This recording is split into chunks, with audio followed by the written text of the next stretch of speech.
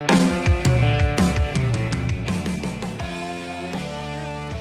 everybody, and welcome to the Weekend Big Show College Football Playoff Preview. Friday morning here in the 580. Jeremy Schroeder, ruler of the airways, is in the 405, just adjacent to all of the thrilling events going on today in Normantown. Jeremy, how are you doing, my friend? I am here. Well, we started a little bit late to be conducive to your schedule. Hopefully that was beneficial for you. And yes. hopefully it's been a decent week for you, as I'm sure you're kind of gearing up for the holiday extravaganza of travel in this world that we live in. I am off until next Sunday, so I'm not going to be partaking in that this week. All right. Well, good for you. And man, I sure appreciate you taking the time every Friday to join me here on the Weekend Big Show. We stream live for you so that you can comment on YouTube, Twitter X, and Facebook. And interesting story, Jeremy. I took Facebook off of my phone the week of Thanksgiving because I just thought, I'm just going to stay off of it more. And I don't, and Facebook really isn't my opium of choice, but it's there, and it's where I keep up with people's birthdays and things like that, people I'm Facebook friends with. And then we try to do content here for our program on Facebook. I guess I better pull us up, huh? There we are. Did you just get the message? I finally put it together. Hey, everybody. So with Facebook, I just, I don't do the wormhole like I do with Twitter. And, just the algorithm with Twitter really gets me by the short hairs on the back, and just kind of drags me through. Instagram, not so much. I kind of, I've noticed on my Instagram feed a lot of river otters, which is kind of cool. But anyway, so long story short, I have had more issues trying to get Meta re-downloaded onto my phone. And when I do, it kicks me out, logs me out, just getting off of there. I close out the app and then I'm logged out. I'm like, I'm not doing this. So screw you, Zuckerberg. Yeah, somebody somewhere else could hack into your Facebook account and have full access, but if you want to get in there, you can. Yeah, exactly. Yeah, somebody could get on there and send all my friends spam requests and stuff. But so anyway, but we are streaming still live on Facebook, and I try to share content as well on there. But really, if you want the gist of what we do here, as far as two random guys just talking to the internet, YouTube would be your avenue of choice. Well, it is a amazing day here in Oklahoma, Jeremy, as we look to get things going with the college football playoff. And it is a big, huge, exciting weekend in Normantown. Hopefully, just before we get into previewing this Oklahoma-Alabama matchup, I just want to say I'm never comfortable with everybody leaning one way. And that's Same. where I'm at. And even Vegas right now is that line moved, what, 2 points? Yeah, it's 1.5 is what 1.5 for Oklahoma. And then the under went from, for a hot minute, it was 41.5, dropped to 39.5 when the line switched over to Oklahoma. It's back at 40.5. Yeah. Because there are people just hammering that under. Okay.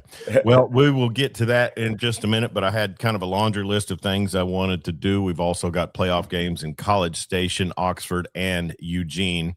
And it is a full college football weekend, but it is kind of cool how OU and Alabama get center stage on a Friday night.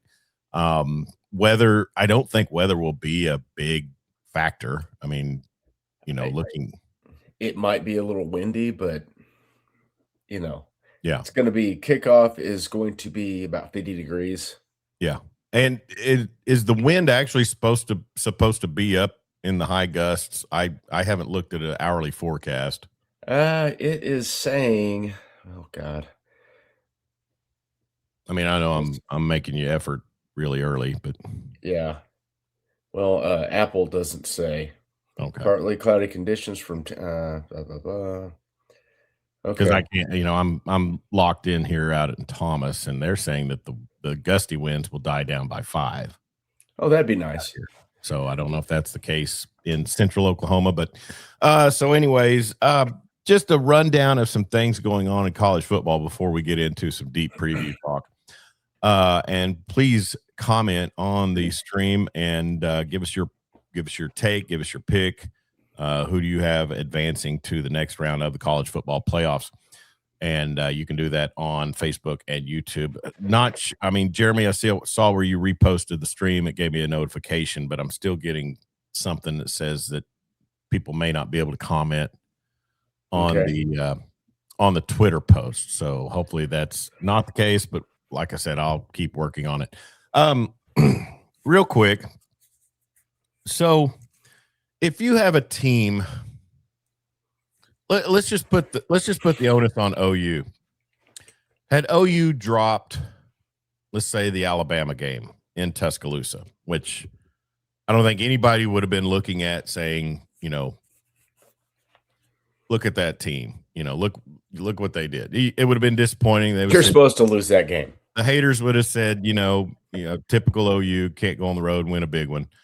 The Ole Miss home loss could really bring a lot of detractors and a lot of ire for a program.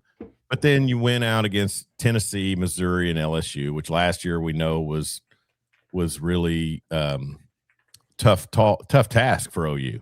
Oh yeah. So if that were the case, and OU were 9-3 this year and just missed the playoff, like I said, let's say they dropped the Tennessee game, but won the Alabama game, something like that. How many coordinators do you think would be on the hot seat with this program? I mean, you're 1 year into Ben Arbuckle. I've had my issues with him. I know back during the Ole Miss loss and the Texas loss, I was screaming for Beatonbow. I mean, you're talking wholesale changes after a 9-3 season, where as much as I hate to give a guy credit, if you want to raise the flag that we played a really tough schedule, I can get it. You know what I mean? Okay.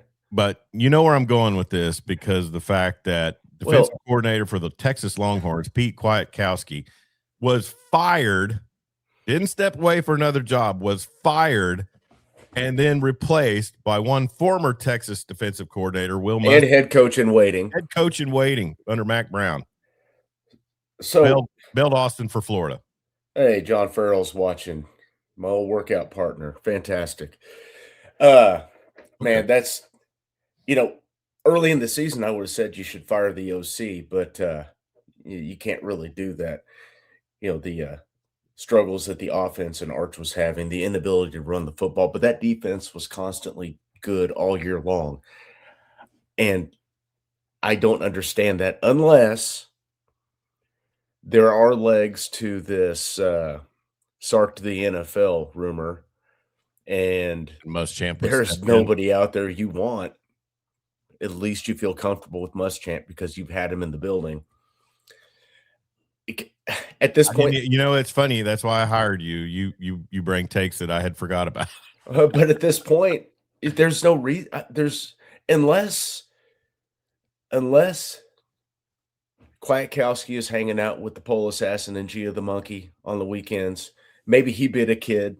I have no idea, but it just seems strange. It's weird. I don't like it. I thought Kwiatkowski did a great job. I mean, here's the thing. The expectations on that Texas squad going into this season on each side of the ball were way, way too high. And I'll say this. And they always will be. Defensively, last season, that Texas squad was as good a defense as I've seen. And they were really good this year. In burnt orange. They were good this year, but I mean, look at how many draft picks they lost last year. Look at how many defensive players. Jeremy, when you watch the NFL on Sundays now, you hear Texas players' names being called out. How often did that happen before the year 2021? Not since Derek Johnson and Quentin Jammer were Something, yeah. roaming the Who I guess fields in the Quentin Jammer NFL. was high all the time when he Oh, played. he Yeah. was drunk. He was drunk. Oh, drunk. Yeah. Drunk. Yeah. But see the gap between the expectation for Texas Yeah. and the reality for Texas, it and the delusion of Texas is massive Yeah. because there is massive expectation. There's massive delusion into what that program is and has been since Daryl K. Royal left. Yeah. And Well, the expectation has never gone down. when they played Oklahoma and won in the Cotton Bowl, the color commentary was that Sark went to the defense because the offense had struggled mightily and told them, we do more. We need Uh-huh. more. You know, do more. And I would say, other than, and granted, they looked like trash against Kentucky and Ole Miss, but you got bailed out. It's team ball. Your special teams and your offense came through when you needed them to, whatever the case. Your defense stopped, a hapless Mark Stoops team, running the same dive play twice in a row. But think about all the bad situations that offense put that defense in Yeah. early in the Yeah. year. Well, and at Georgia, Gunnar Stockton starts looking more like, Stetson Bennett in the fourth quarter, because they were tired and the offense did Sure. absolutely nothing. And, you know, football is the ultimate team sport. I don't care what anybody says. Basketball, you can have one or two good players and get far in your playing. Football, you need 11 guys out there that have an assignment and complete it to have success. And then when you talk about the three sides of the ball, you've got to play complementary football. You hear it constantly throughout the season. And, yes, here's the thing. Look at Kwiatkowski's, home record during his tenure as defensive coordinator under Steve Sarkisian. I mean, I had not thought about the head coach in waiting thing until you just popped it out there. That did not cross my mind, because my thinking was, if I'm putting a coordinator under the gun in that program, it's the offensive coordinator. But that's the head coach, Chuck. And thank you. I mean, But that's the thing. I mean, the Kwiatkowski's play Muschamp thing. calls haven't been they haven't called any zero blitzes that cost them, a No. game-losing touchdown. Well, the Muschamp thing is just bizarre. It's Yeah. not like it's a guy that went from a head coach back to a DC and was doing great things. This guy, he was a head coach. What was his last stop? South Carolina. His last head coaching stop was South Carolina. He's floated around as a defensive analyst and stuff. He's been at Georgia. Most recently, I think in 21 or 22, he was co-DC at Georgia with emphasis on defensive backs as his specialty position. And then he transitioned from that right back into being a defensive analyst for Georgia the last 2 seasons. So if it's a bridge coach, it makes a little more sense to me because he's got experience in the SEC. He's been at Texas. Yeah. But other than that, it doesn't make sense. It's a dumb move. I don't think you should fire successful coordinators. The internet is undefeated because I don't know. I have nothing else to. I just can't. I cannot. No. And Burn Orange Nation doubling down on what a great hire it is. That's fine. Tell yourself that all day. It was a great hire in 2006 or 09 when he was coordinating that last defense that got whooped by Alabama. When he had Earl Thomas at safety. That was a high point. And Georgia fans online saying, yeah, if you love Muschamp, check out that 23-24 defense we threw out there. So and you're talking about a defense last year, while he might not have been the coordinator, but Notre Dame was it Notre Dame or Penn State they lost to last season? It was Notre Dame. Yeah. And the Irish just manhandled them. And lost in all this is, where in the world is Gary Patterson? Boy, no kidding. I mean I would have hired him in a heartbeat if you gave me a choice between Gary Patterson and Will Muschamp.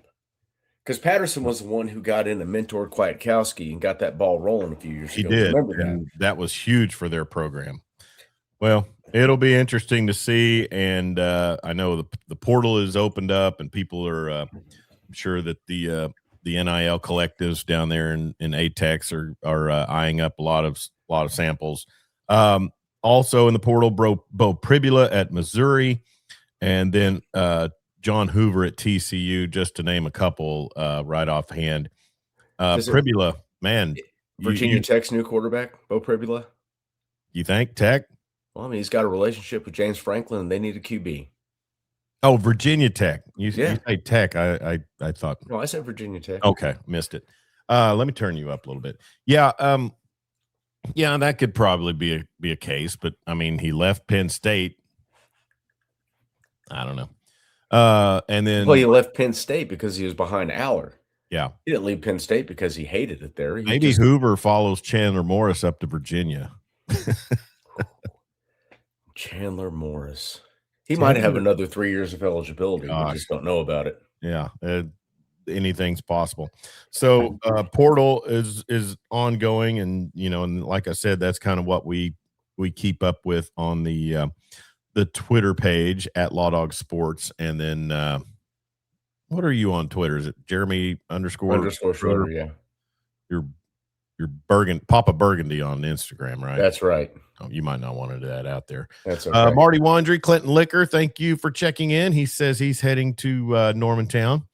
And are you guys going to tailgate down there? I am not attending. I haven't been feeling the best, so I'm just going to keep it at home because we got family obligations, and I don't want to make it worse. Sure. I totally get that. And you just encapsulated my entire philosophy about high school football or high school basketball gymnasiums. That's where I'm at. Give us your score comments. Be sure and get on your social media app that you're watching us on live and give us some comments and some scores. Also, I want to remind you that our program is brought to you by CCW Safe. They are legal self-defense coverage, and they cover you in an incident of a Second Amendment right style self-defense incident, and they provide deep expertise, personal care, and self-defense coverage that goes beyond the basics. You can trust the team at CCW Safe. Plans starting as low as $19 a month. Use the link there at the bottom of the scroll, also in the description of this broadcast. You can check that out. And each time you use that link, we would appreciate it. ccwsafe.com. All right, Jeremy. OSU, when we were on the air last Friday with the Weekend Big Show, we had talked about the Pokes and their press conference with Eric Morris, the new head coach. Exciting hire. I think the right hire for OSU right now, coming off of the dismal 2 seasons that Mike Gundy. You think about it, since they played Texas in that Big 12 championship game, they had won no conference games since then. And that's a conference that lost Texas and OU, which I think that might have been the 2 games that they could get players up for. I think their last conference win was against OU. I'm sure it was. That's what they live on. But anyways, it is a great hire. I'm excited for them. I think Eric Morris is a quality football coach, and given the right support and the right structure there in Stillwater, I think he could probably do some good things. We'll see. You just don't know. I mean, it's a gamble. We've seen another North Texas coach look like he's a can't miss, and then for some reason, loses his luster, becomes an offensive coordinator, and forgets how to matriculate the ball down the field. I don't think he ever knew how to matriculate the ball down the field. But here's the issue with what's going to happen in Stillwater. If Morris comes in, turns that thing around year 1, year 2, he's gone. Better jobs await. Yeah, they're not going to find another Gundy up there. I'm telling you. So that's mark it down. Mark it down. Putting. You need a whiteboard back there. I do need a whiteboard. Line. We need a prediction board. Yeah. If he doesn't turn around by year 3, he's gone anyways. He's going to get fired. There won't be that kind of patience. Okay. So by turnaround, you mean 500 in conference? if they win 3 Bowl conference game. games next year, make a bowl game, okay, he'll probably stick around for another season. And You then think if they about where the bar is at right now in Stillwater. I mean, it's low. it is low, but obviously it wasn't obviously it was extremely high for them firing Gundy after 2 bad seasons, after 18 Yeah. straight bowl games. Yeah. I would say the performance was maybe a 30 to 40% factor on giving him the hook. Listen, I would say he wore out his welcome, if I had to so guess. so this is what I'm talking about, and just, suspend your disbelief. If Morris goes up there, turns around, goes 6-6 year 1, wins 8, 9 ball games year 2, and let's say, I don't know, I'm just gonna throw a program out there that's in a better spot. Um, Florida likes to fire guys. Florida comes a calling. Florida You think State, he's I gonna mean, stick around Oklahoma State? Norvell could hang on Yeah. until that were to happen. I mean, if he truly is, because I wanna believe he is. I want them to have success up there, but I also believe it's might be a stepping stone job. You had a guy that it was his New York Yankees job. Those guys don't come around. I mean, very often at all at smaller schools like Oklahoma State. But if it's a New York Yankees job, then I mean, as an administration, I'm going to look at it and say, well, if we're your New York Yankees job, why are we giving you pay raise after pay raise when your name pops up on Tennessee's radar? Because I why mean, the I hell get his not? It's a motivation. business. I don't get theirs. I mean, call his bluff. Hey, you want to be in Volunteer Orange? Go deal with that. Well, what if he leaves and then at the height of his mulleted powers, what if he leaves? Yeah, And then what do you do? you're where you are now. It's just now you're maybe a little further down Yeah, the road. I mean, I think Gundy was done there anyways. yeah.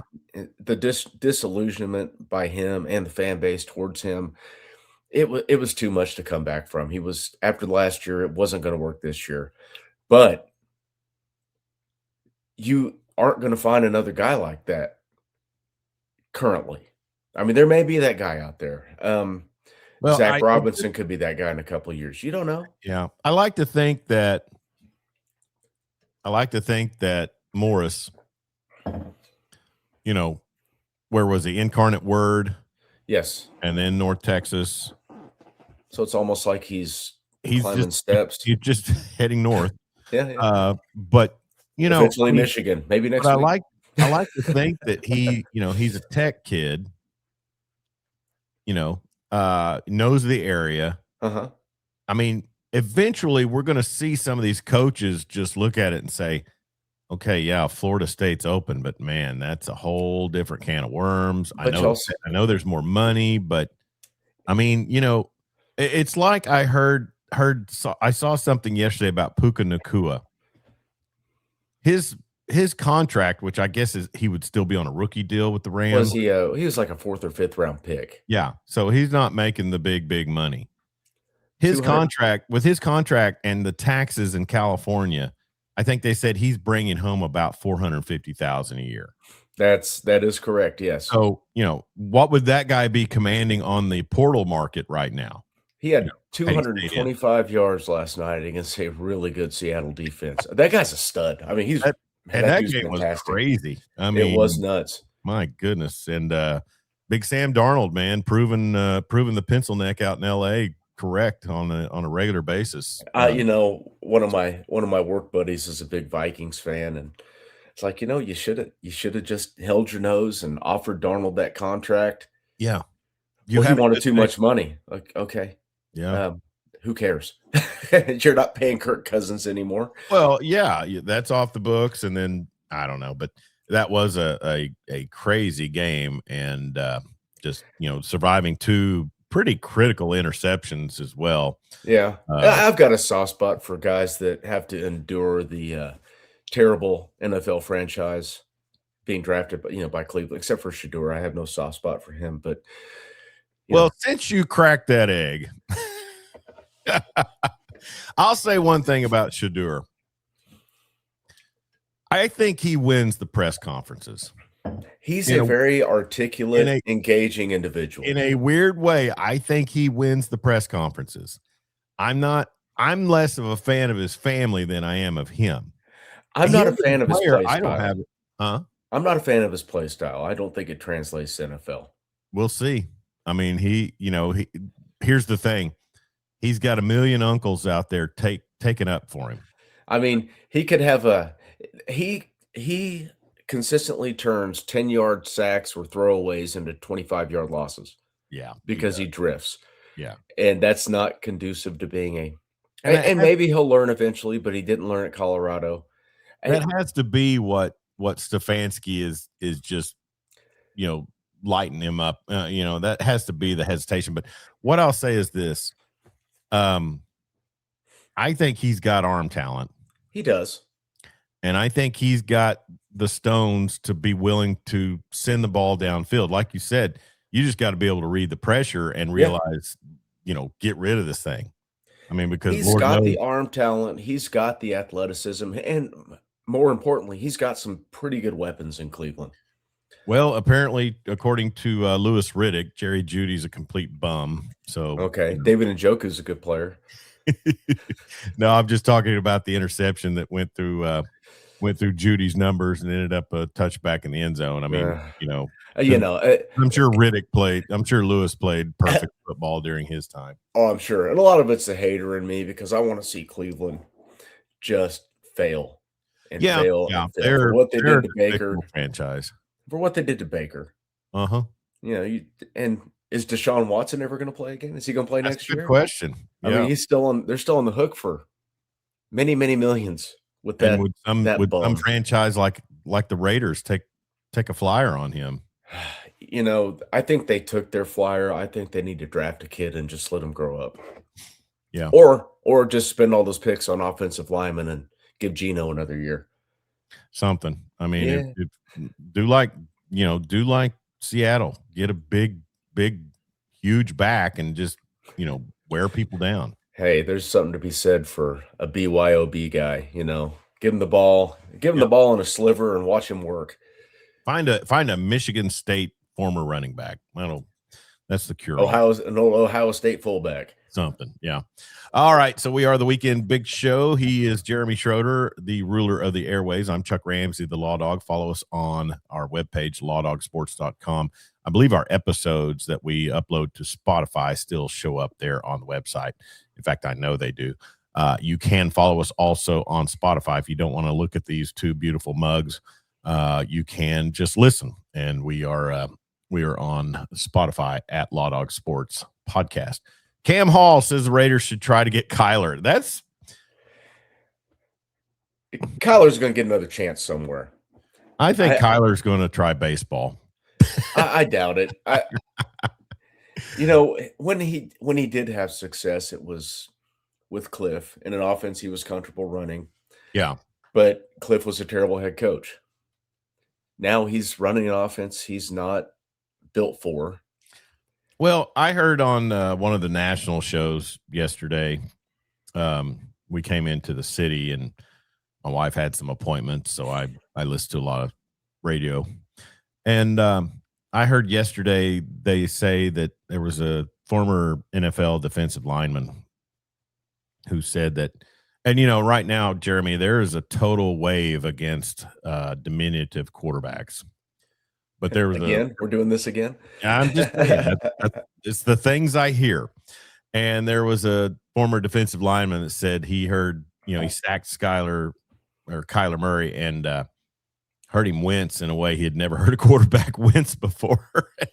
and so now that's started the whole wave against shorter quarterbacks. But generally, people that throw those numbers out there have some backing. But I wish the best for him. Obviously, he's former Sooner quarterback. But Cam Hall, thank you for checking in and giving us a comment there. Be sure and comment on Facebook, YouTube, and possibly Twitter X. We'll see. But Jeremy, just crazy football weekend we got going on here. Also, your Thunder get back on the winning tick after a loss to San Antonio. in the NBA Cup semifinals. Got to cement in that really high draft choice, That's just right. remind the Clippers that, hey, that pick needs to be really high. Yeah, and they got the 122-101 win last night. Kawhi Leonard with 22 points and 8 rebounds for the Clippers. Shea Gilgeous-Alexander, 32 points, 6 assists, and 7 rebounds. This is going to really kind of blow your mind. Go ahead. I think the Thunder – I think I was hoping for the Thunder to win that semifinal game. Why? So the Spurs could have a few days off? That, and I don't know if I'm that big a Wemby fan. Because he's a bit obnoxious? He takes a month off, then comes back, has a nice game. I mean, And then 5 talks. players with 20 points. That's team ball. That's Spurs ball. Love it. But all of the rancor, you like that word? All of the rancor from Spurs Nation about, him being the alpha dog over Chet and blah, blah, blah. I just thought, slow it down, Bo. Slow your roll. One's got a championship, one was and then fresh. to go get hosed by the Knicks. I know. I was like, man. And I think you don't like. I think that you take exception to Wemby because he's French. But I didn't really with Parker, Well, yeah, but maybe because he was dating Eva Longoria. I don't well, those were the salad days of the Spurs when you had Parker and Ginobili and Tim Duncan and you're winning Beautiful 5 time. championships and you could take it. And OKC didn't have a franchise for right part of that. But you also had to, it's easy to talk when you've done, right? When you've done it, run your mouth. Go off, dude. That's good. You have a reputation as a champion. Until then, shut up. Yeah. Okay. That's and I listened to that Thunder Spurs game. We were coming back from Chickasha at a basketball tournament, and I listened to the last part. Get your Matt Pinot fix. Oh God. Man, it made me reevaluate my play-by-play and how I criticize officials. I mean, wow. I mean, it's I know he's pretty. But apparently, the play at the end of the game was, and hey, last year all of the vitriol. There's another big word against the Thunder for the fouling in the last 30 seconds. Hold up that calendar you've got on your desk there. You think I got a word of the day thing? I think you do. I mean, I've got vitriol and rancor. So you're writing down words I need to work into conversation. That's right. We got to use these. I also used matriculate earlier in the game. You did, but that's pretty sports centric. But sure, no, Hank Stram. I could see how the people. I could see how the people will really be thinking, man, we got to do something about this constant fouling to prevent a 3-point shot. It's dumb. I think it does have its place, but inside of maybe I don't know how you do that, because by the letter of the law, if you foul somebody in the backcourt when you're down 3, they only get 2 shots. Yeah. So what do you do if they have possession and they need a 3 to take the lead? You just award 3 shots for a backcourt foul or a foul. I know it took 10 minutes to finish out the final, Well, that's any basketball game. Listen, if you ever have 5 minutes to live and you can choose them, make it the last 5 minutes of an NBA game. You live them up. All right. Well, last night the Spurs got a 119-94 win over the hapless Wizards. And then your Thunder, as I mentioned, the 122-101 win over the Clippers. Tonight, Spurs are at Atlanta to take on the Hawks, and then the Timberwolves host the Thunder. So that'll be a good one on a Friday night. And will that be a split screen situation, or are you full-blown college playoff? It will be a full-blown college playoff night. I am not in basketball. Timberwolves.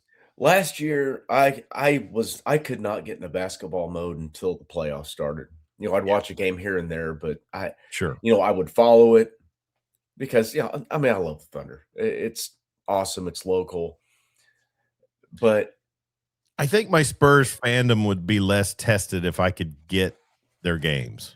If I wasn't working so late most nights when they're playing, if the West Coast swing didn't exist, I'd watch a lot of games. Sure. But when they go out on the West Coast, they don't tip off till 9:30 local. Mhm. Eh, I got things to do tomorrow morning. Got to go to bed.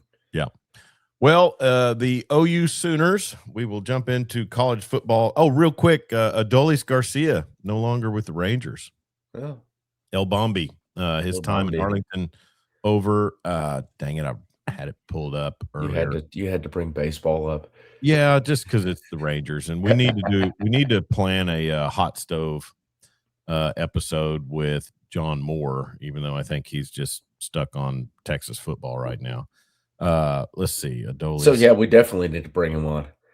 Yeah. I gotta know. I just gotta know about Kwiatkowski. What in the absolute heck are they doing? Philadelphia, Adolis Garcia to Went the to the Phillies. Phillies. Yeah. Yeah, the Phillies need to get better, right? Something, I don't know. Somebody AI'd his head with all the HGH. Oh yeah, he has served a long suspension, Oh. hasn't he? I'm going to retweet this and tag you, Okay. and you tell me what level of wrong this picture is. Oh, my goodness. That's so bad. It's okay. Well, all I'm getting is Hayes Fawcett updates. Yeah, I get those. Hmm.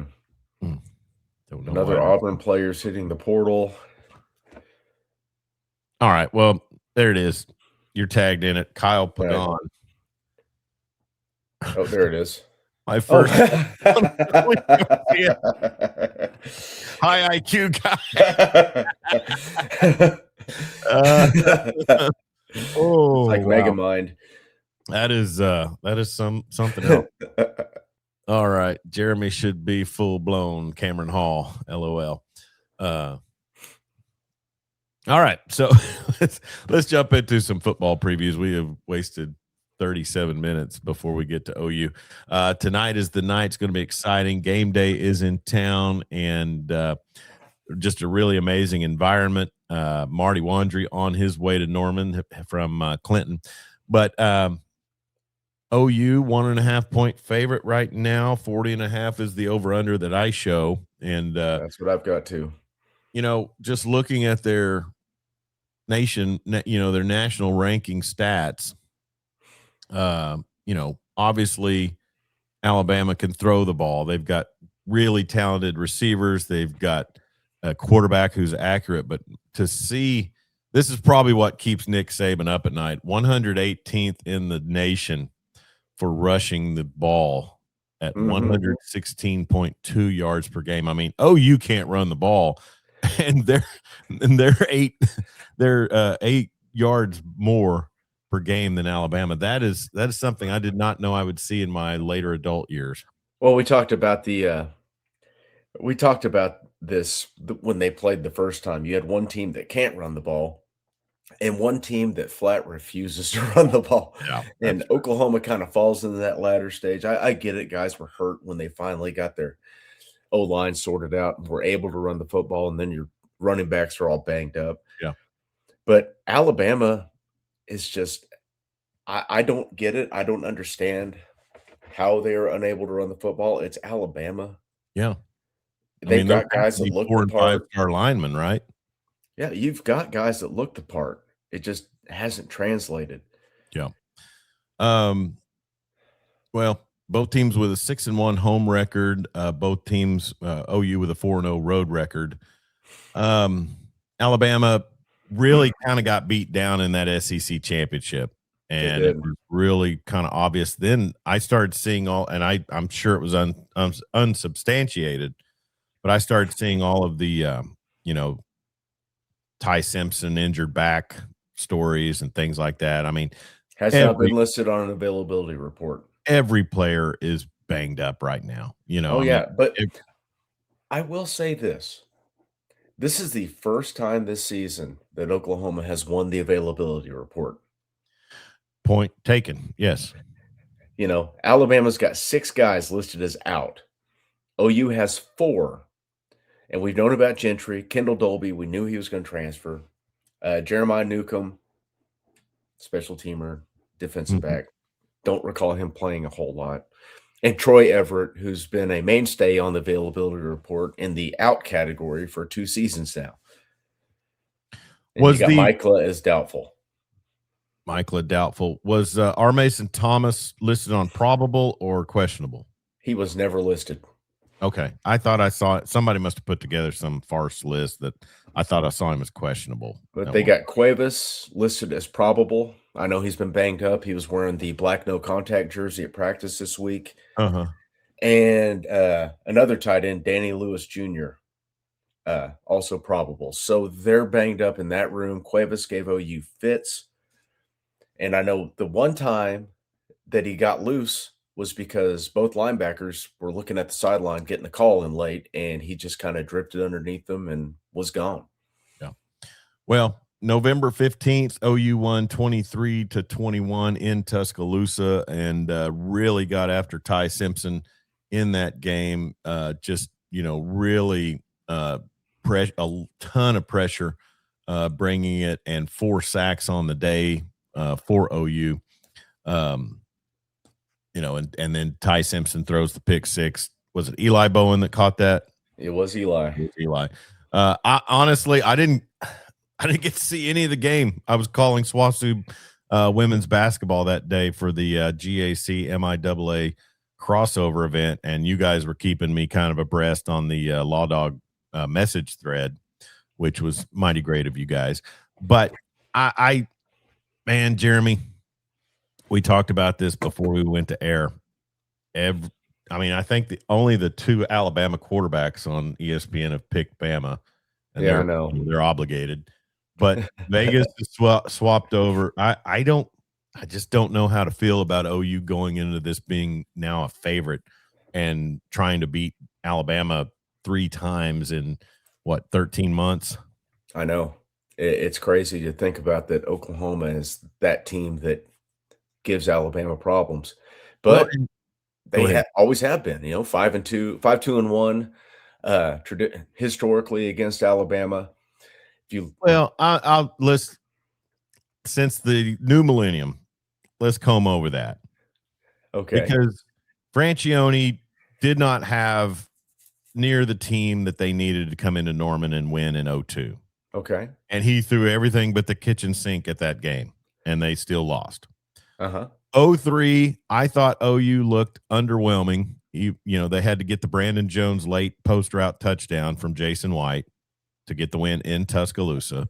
Great win, went on to do other things that season, but didn't go down there and just blow Bama's socks off. And I think that was a time and a team that we were thinking that should be the case, right? Mm-hmm. So then you don't play them again until the 2014 Sugar Bowl. I think it was, 2014 Sugar Bowl, which was at the end of the 2013 season. I mean, it was a great win. I was glad to see us go down and get it, but Saban was kind of right in the fact that these teams that back when it was 2 teams, or no, that was a 14 playoff that year. Marty Wandry wanting to know if we'll do a post game. I'll throw that in your court. You tell me. Yeah, we'll see what time the game ends. Probably I kind of mean, late. I could be game for it. Okay, so if you kind of let me know, just keep your notifications on Law Dog Sports. Thank you, Marty Wandry, and hope you're traveling safe. The Sugar Bowl win was fantastic, but so was the Boise State win for the Broncos in the Fiesta Bowl. I mean, it's bowl game. Texas beat Georgia in the Sugar Bowl. Enjoy the win. It's great. And then they just blow our socks off in the college football playoff in Kyler Murray's senior year. And then they go get hammered by Clemson. So, I mean, I hold our recent success against them way more relevant than anything from the Nick Saban era or before. So the Sugar Bowl, don't discount that, or I'll just never be able to go into a Walmart during football season again. And anytime you go to Tuscaloosa, still Alabama, still Tuscaloosa, Oh you yeah. win that game.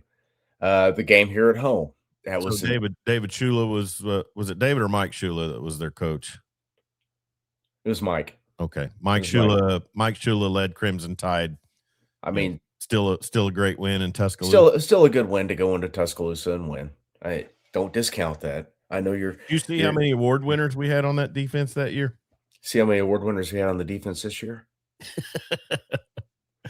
On this year's defense, you had none. Well, I'm just saying, I'm talking about the '03 game. I mean, okay, go ahead. I got you. So you had what was the year that Bama came here?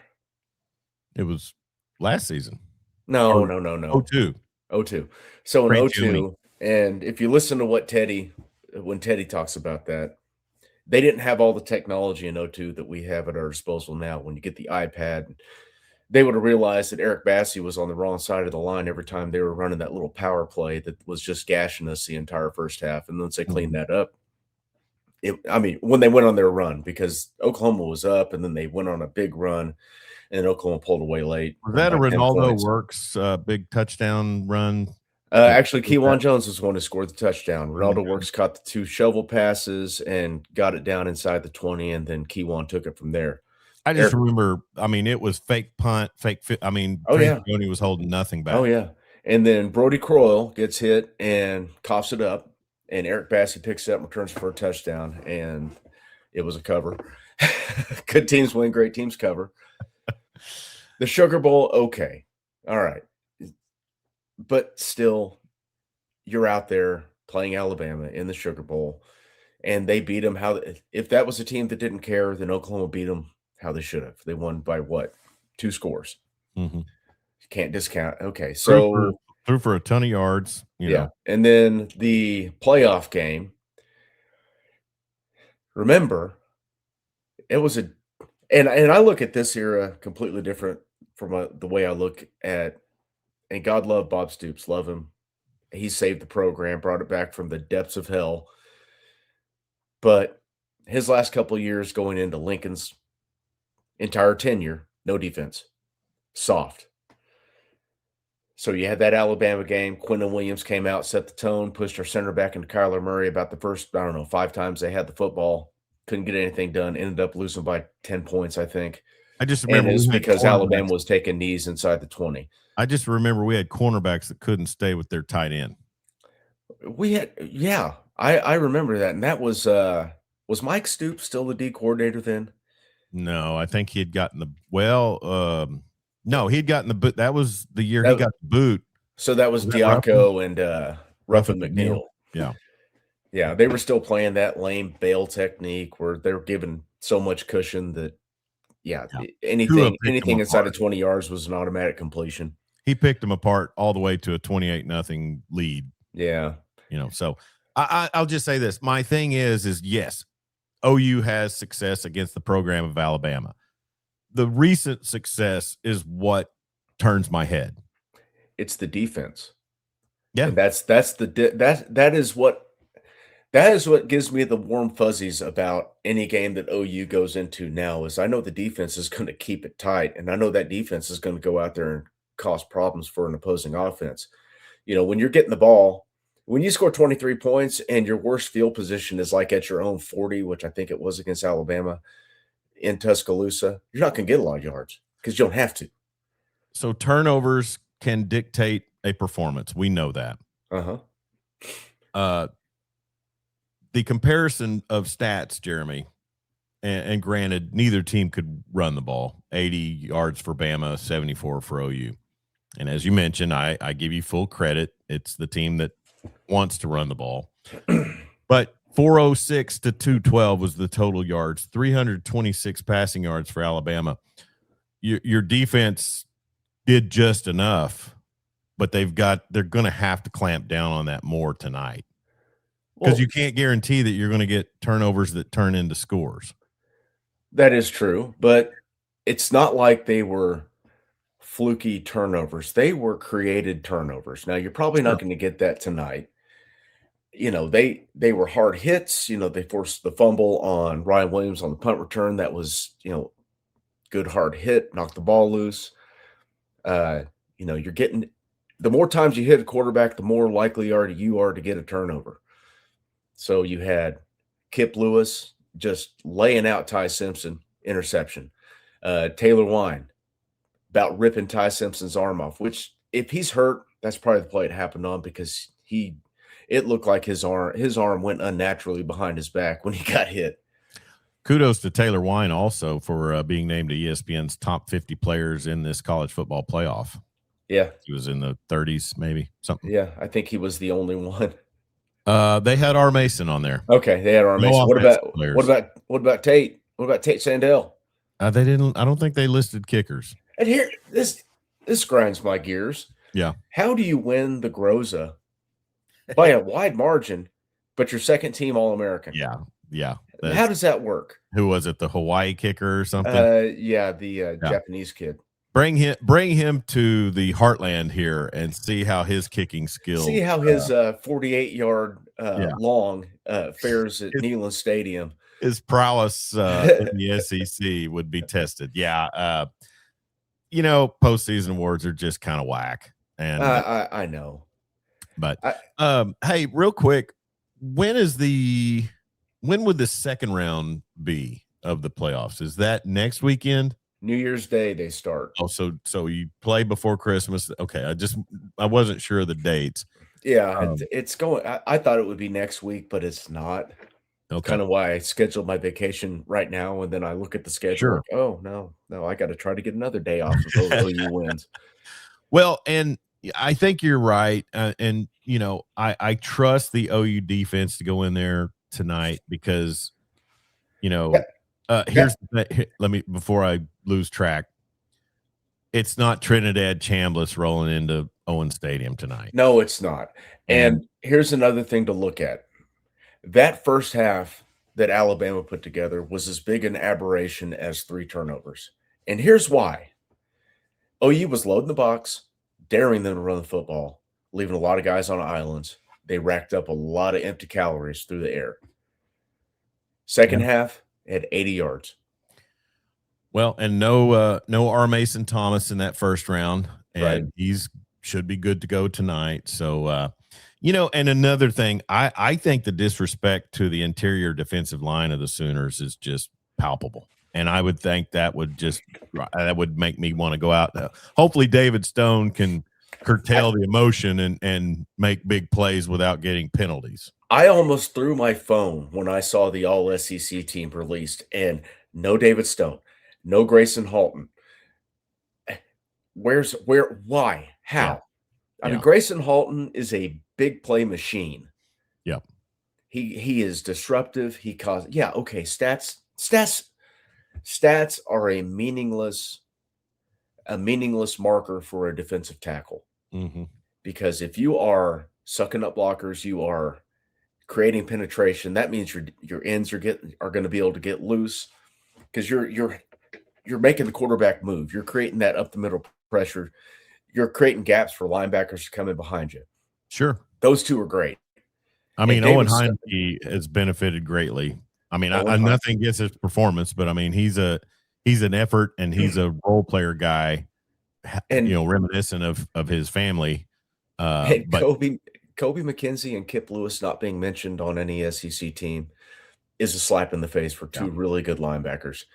But that's the great thing about the playoffs is you get in and you get to go out and show out what you have and what you can do. And hopefully that'll be the case tonight in Normantown. Alabama, the running back they had, did he play in the first game? What was his name? Jam Miller? Yes, he played. Okay. So I don't know. It's the 8-9 matchup is always designed to bring out the most contradictory predictions, I guess you could say. But like I said, I'm real hesitant to jump on Oklahoma here just because of the fact that everybody is. But you have to look at it and think, man, if you can't handle your business in this one, then you have to think, Jeremy, on the offensive side, we rave about the defense, but Man, surely they've got some things etched out and worked out with the time off they've had. I have heard from, well, practice reports that the velocity is back. Okay. He's not playing. He's not wearing the wrap anymore. Talking about John Mateer. Sure. But that being said, he's got to hit his layups. You hit the layups, you keep the chains moving, Uh-huh. big plays will pop open. Now they're good for 1 or 2 explosives a game that will change the game, but I would like to see those explosives come on, nice sustained drives. And if you can sustain a drive, you have more opportunity for an explosive. And you take time off the clock, which is always a great Yeah, thing. in any situation, particularly with the chance that there could be weather factors such as wind or anything like that, shortening the game, pounding it on the ground, those are the type of things that will benefit you, right? Oh, yeah. You I know, mean, we've been talking about this since game 6 when they remembered that, hey, this Xavier Robinson guy's a pretty good running back. We should play him. yeah, If they can get him moving and get him touches in the first half, that will greatly benefit the offense in the second half. Will yeah, they do it? Probably not, because they just don't do things like that. yeah. Somehow we'll see Jaden Ott on the field tonight That's and where I was going, and wonder you why he's out there. yeah. We are the Law Dog Sports Podcast. This is the Weekend Big Show. Chuck Ramsey, the Law Dog, Jeremy Schroeder, the ruler of the airways. We want to remind you that we are sponsored by CCW Safe, legal self-defense coverage with plans starting as low as $19 a month. If you exercise your Second Amendment rights and you find yourself in a self-defense situation, a justified self-defense situation, you will wish you had CCW Safe. If you do not, self-defense support with deep expertise, personal care, and self-defense coverage that goes beyond the basics. That's the team at CCW Safe. You can trust them. I trust them. I've known them for a long, long time. So be sure and use the link at the bottom of the scroll and also in the description of this broadcast to check out CCW Safe. All right, Jeremy. Yeah, we could lean towards. We'll just tentatively say we will look at going on the air. Hopefully, it's not some triple overtime affair. I don't know, but we need folks to be getting on here and giving us their picks. Let us know what you think will happen tonight in the first college football playoff game of 2025. I guess it's not the first because last year the playoffs were in early 2025, but the 2025 season. So games tomorrow, Jeremy. A&M a 3.5-point favorite over the U. Ole Miss a 17.5-point favorite over Tulane, which they've already defeated them once this season, and then Oregon a 21.5-point favorite over James Madison.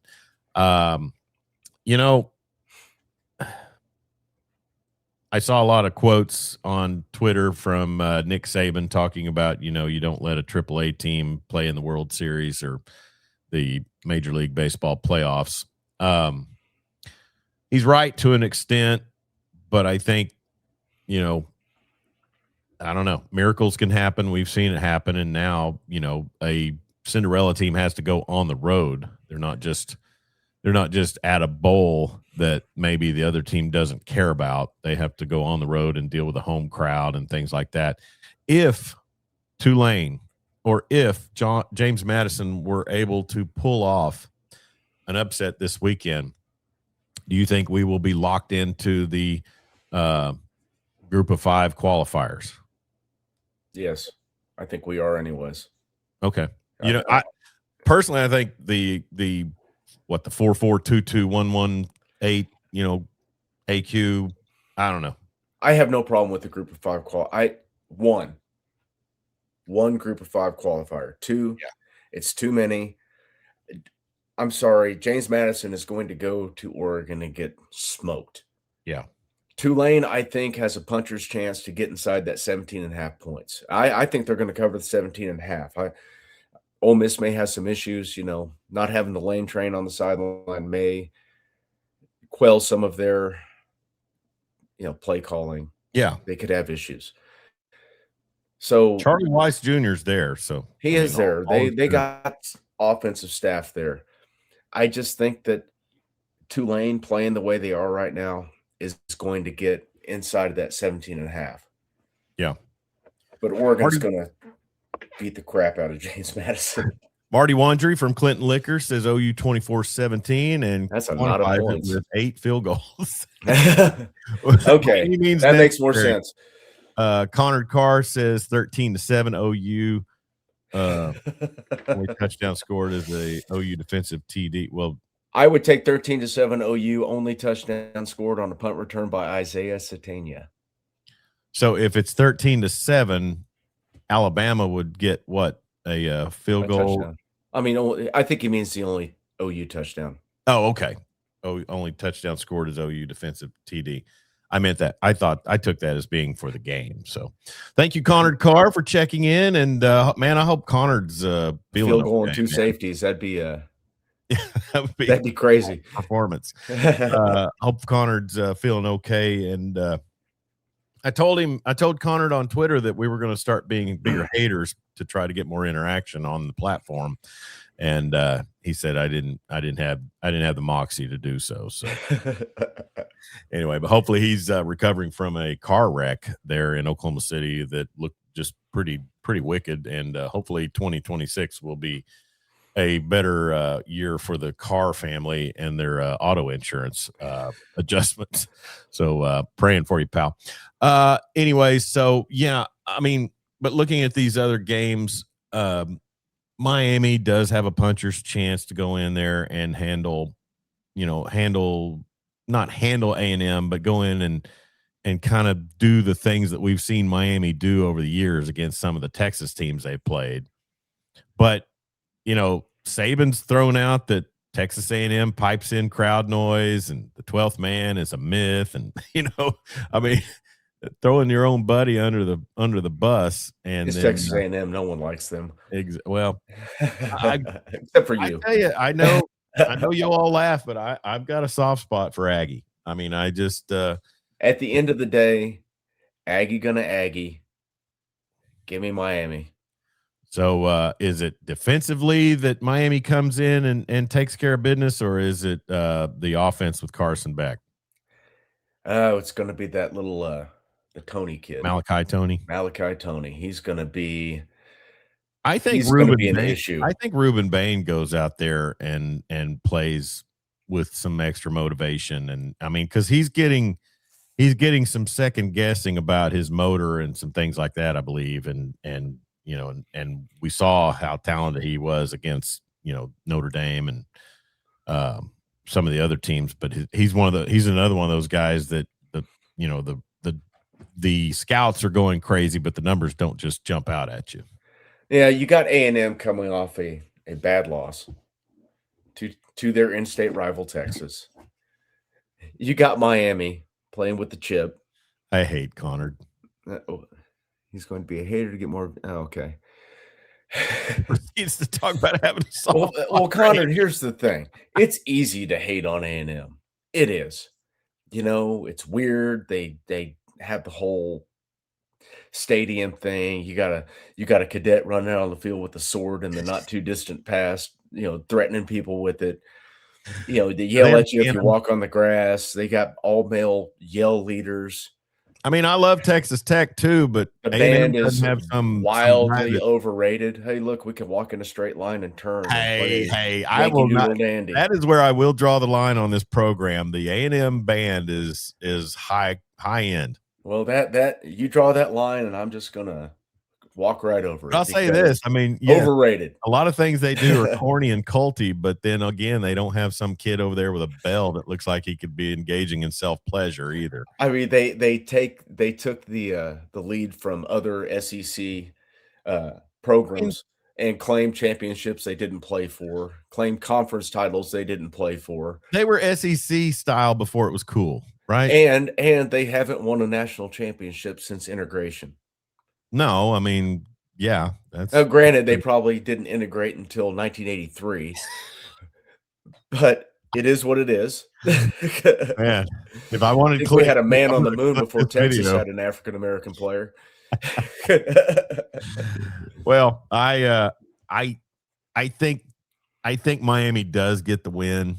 I think they do enough. I think Marcel Reed, if I mean, the fact that he was unable to go out and really manufacture anything, and I know he kind of hurt himself against Texas, but Yeah, and that Kwiatkowski got fired for it. yeah, that offense Weird. looked pretty inept in the second half in Austin, and and I mean, and they're a prayer away from losing to Notre Dame. Now, how is Marcel Reed's ankle? I mean, Remember, he turned it on that fake grass they have down there at the Mecca of mediocrity. wasn't that Thanksgiving weekend? Yeah, that was the That's been Texas 3 Tech State. weeks. Yeah, So, I I mean, if mean, it's a high ankle sprain, it could go hyperbolic months. chamber or something. I mean, Hyperbaric chamber. okay. Hyperbolic chamber is that four-letter network It's the that we, greatest. Nothing tops it. So anyways, but yeah, I mean, Marcel Reed will be he's the one, he's the ticker on A&M is, See, and he's and gotta also their secondary if they can contain the Tony kid. see, he's got to, he's gotta follow script, win this one, transfer to Oklahoma, win the Heisman next year, because that's how it worked out for me on, NCAA 26. There you go. Quickly, on Get Up, and this could be from earlier in the day because I've On the got hyperbolic chamber. the hyperbolic chamber.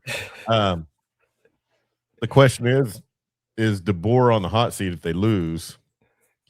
And DeBoer's would he always gonna be on the hot seat as long as Nick Saban exists. would he move to Michigan to avoid that type of pressure? Michigan might not have an athletics department after the end of at this time next week. The I think we need to pump the microscope could brakes reveal a lot. on who is and is not going to Michigan because, that, that AD up there probably gonna get fired. That Yeah. president probably gonna get that's an interim president, probably ain't gonna be back. Mhm. They have so much bad stuff going on up there, recent past, plus Sharon Moore's scandal. I Yeah. don't see how you can keep that athletics department intact. You gotta have a change in leadership, you gotta have a change in direction. You know, it's it is a toxic, toxic dumpster fire up there. Yeah. Well, and, you know, the first person that should be thrown into the flames is Dave Portnoy. Well, He's a troublemaker.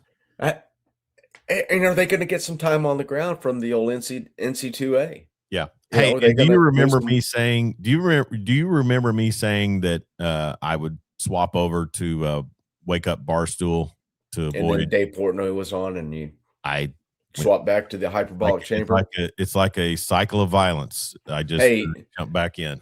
listen, we are SEC country now, Yeah. so So let's go SEC, Wake ahead Up. and watch, Wake You're Up SEC That's a and good point. That's a good point. Or Gerald McCoy on, NFL Network. Gerald McCoy. Yeah. Connor says, Sharon made Bobby Petrino look like a saint. No. No. Well, Absolutely and I not. don't know if we mentioned this last week, but the AI creation with Sharon Moore in the neck brace, that won the internet for the That weekend. was top shelf. All right, who you got, Miami or A&M? Give me Miami. Miami, I do 3.5, not over trust under is A&M in a 48 big and a game. half. I'll probably take the over. The Concepcion kid, man, you get him going. That's a heck of one. I like Tulane to cover the 17.5 against Ole Miss, but I don't think they will win. And then, Same. like you said, I think Oregon boat races James Madison. Someone's gonna have the belt out and at Well, Outson. and the other thing is Oregon realizes going into these playoffs that their only quality win was a Penn State team that ended up getting rid of James Franklin, and then USC, and that Yep. was it. They won nothing else that was of matter. And they And then still they got had one more good win than Notre Dame. exactly, and they got curb stomped by Indiana at Autzen. So Yeah.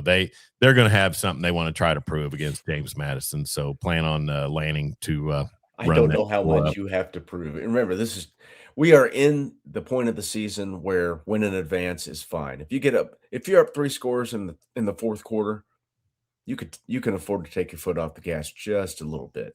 Exit question: if OU does lose this tonight, what's the feel on the season? It's a success.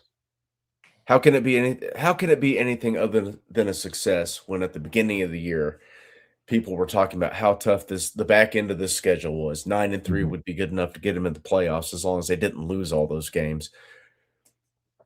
It's a Yep. success. You've won 10 ball games. Brent's kind of finding himself as a head coach. You're doing it in not the most ideal way, but you're doing it in a way where it's replicatable, where you have a formula where you can just go out and suffocate people with the defense. What's the guy's name from On Three? Not Nakos, the blonde guy went to Oh, Baylor. I don't know. Or he called Oklahoma the Komodo Dragon of the college football playoffs. It looks like it ain't going to do much, but if you piss it off, it's just going to whoop. It's just going to Gonna destroy eat you. you whole. Yeah. Yeah, I mean, therein lies the thing. I think it's a successful season. I think you want to get this win to shut up the detractors in recruiting too, because OU is ahead of schedule no matter what happens tonight. fourth Now, season in for BV and they're ahead of schedule. they are ahead of schedule. In the SEC, you go 6-6 last year, turn that into a 10-2. You have some things that are beyond your control that kind of derailed the season. Mateer's thumb injury, Satania's the hands. bad breaks against Ole Miss at home. You're right on schedule. I mean, you are a thumb injury, a weird thumb injury, and some poor ball handling away from sitting at 12-0 right now. You are vastly ahead of schedule. Well, and my hope for Oklahoma football is that things were worked on during the time off between the LSU game and tonight, that Ben Arbuckle, John Mateer, Bill Bedenbaugh, and that offensive line have got some things worked out, have got some things that they're prepared for, and will go out and control the line of scrimmage in both the pass and the run game. And hey, with the hand injury, Jeremy, I think you saw some hesitation and some reservation with Mateer's running the ball. Yes, and I also think you saw some hesitation with him just ripping the ball down the field. And we were sold a bill of goods that he would come in and be a dual threat quarterback. And yeah, he's made some decent runs. And really, here's where I am a hater. I'm a hater against my own, and I only cherry pick the bad stuff in the 2 losses. So, that's me in a nutshell. Yeah, and you cherry pick the bad stuff in the wins too. That is you in a nutshell. What was it? What did I call you? This is me in a nutshell. The purveyor of gloom and doom. Listen, Marty, I think Bama's going to win tonight. you got I Bama mean, I'm winning? picking Bama. Yeah. I mean, in my heart, do I feel that? No. Yeah. But if you look at the pick'em, every tough. week that I picked Oklahoma, they lost. Yeah. Every week I picked against Oklahoma, they won. So you're going full blown Costanza. Alabama in a rock fight. All right. Well, I will take the Crimson Tide probably in a low scoring affair, like a 17-13 thing or something like that. And now with me saying that, OU will win like 42-35 or something, That's assuming that Bama's going to be able to score 35. Well, yeah. I mean in this time of year, and also kudos to the Sooners. Never before has a December home game been played for OU, and that's weird. Here's something to think about, Jeremy. 25 years since OU won their last national title. Stop. 40 years since they won the national title before that. Uh-huh. So maybe some numerology involved. I don't know. Maybe they win, focus on one game at a time. You got to go 1-0. 25, 35. So if they can win a national title this year, then it would be probably what, 2075. Don't do that. So listen, tonight, Yeah. OU is going to play their 5 best O linemen. This is going to be the second time we've seen this year. You're going to have Simmons out at right tackle, Foji at guard, Fabechi Nwewu. That's a hard name to say. I think I said it right. Trickles off the tongue. Will be more comfortable at center. He didn't play bad against LSU, but it was a late switch because of the Mycla infection. Yeah. And then obviously, my fever dream on the left side, Michael Fasucci and Eddie Pierre-Louis. Sure. The only French name I love to say, Eddie So Pierre-Louis. so having said that, and we need to get out of here. Having said that, Jeremy, I mean, the excuses will be out the door if you can't work the ball down the floor. That and like Marty said, and he's saying it's time to open up the playbook as well. But another thing, Jeremy, is you know you've got to move the ball at least between the 20s because you have a field goal kicker that can do amazing things, get points on the board. Now, That LSU game, that was what was most disconcerting to me was they could barely get the ball down the field to get him in range. so all right, Chuck. So let me see if I've got this straight. Now, my memory's not quite what it was. It was a problem. It was a problem when OU's defense let Alabama move the ball between the 20s in the first matchup. Okay. And okay, and they got a lot of empty calorie yards. But now you're okay with that if OU does it. Well, when you have If they OU won the defense game and on the had other 400 side, that's yards. what I'm getting at. I mean, you've got to at least be functional enough on the offensive side that you can get your amazing field goal kicker in range. That's You how also have to remember in that first game, OU flipped the field a lot. Grayson Miller was great in that game. Mhm. I mean, they would, Yeah. pin Alabama deep so they could get those empty calories. There's 3 phases of the game. OU is absolutely elite in 2 of them. They have quite by far and away the better special teams unit than Alabama. Alabama I'm can't just kick saying field with goals for that God's sake. defense, you've got to move the ball enough between the 20s to get Sandell in range. That's all I'm saying. And then you probably have a high percentage chance to win that game. That's where I was going with that. Okay. Now, if they go out and they lose the game, but they have 400 yards, how are you going to feel about that? Well, it'll suck. But Okay. then it'll say it was Venable's play calling on the defense. Because they gave up 400 yards against Alabama in the first one, but nobody was concerned about that because If after you're going to give up halftime that they many just turned yards, off the faucet. you sure better win the turnover battle. Man, I just Now- did Herbert the pervert whistle blow there. Hey, Mushly on paper, boy. so paper boy. In that first game, it was a feeling out period in that first half. As it is. Would you agree with that? Yeah. I don't think they're gonna have to do that tonight, but because we know what Alabama is. Yeah. Would you agree? Oh, I mean, they're a pass first, yeah. run when you can offense. And Now, I if think Bama that's comes why- out and just starts gashing us on the ground in the first quarter, well, yeah, adjustments There you will go. have to be Yeah. made. I think that's why so many picks are coming in on Oklahoma as they figure you can, if you're able to stop the run the way they did, you're able to maybe slow down the passing game. I don't know. But And when then they realized also- they didn't also- have to load the box to stop the run, it was a Also- completely different ball game. Well, also the fact that this Bama offense, even though they've had time off since the SEC championship, that was not the same Bama offense at the SEC championship game that faced OU or Georgia earlier in the season. And this is going to be a wild statement, but there's some fact in it. OU's offense was playing better than Bama's did against Georgia. LSU's got a damn good defense. That's something that's probably not really factored in by people who don't really look into it. Yes, there are a lot of Joes. There are a lot of Jimmys and Joes on that LSU defense. I love Jimmy and Joe down there in the boudin. Down there in the bayou. All right, we need to get out of here, buddy. But man, what a show! And it's going to be quite the night tonight. I'm going to have the Rotel and Velveeta warming up throughout the day. Debating on if I'm going to throw some sausage in it. We'll see. But it is going to be a lot of fun, and OU hopefully will come away with a playoff victory from their home field. And what an exciting day it will be in Normantown. Sorry you're not going to be able to make it. 50 Cent going to lead the team out? Is what? Is 50 Cent leading the team out? I don't know. But, Brian Bosworth is going to be the guest picker. DMAX Bravo 95 Bama by 10. Bama by 10. Well, anything's possible. Yep. All right.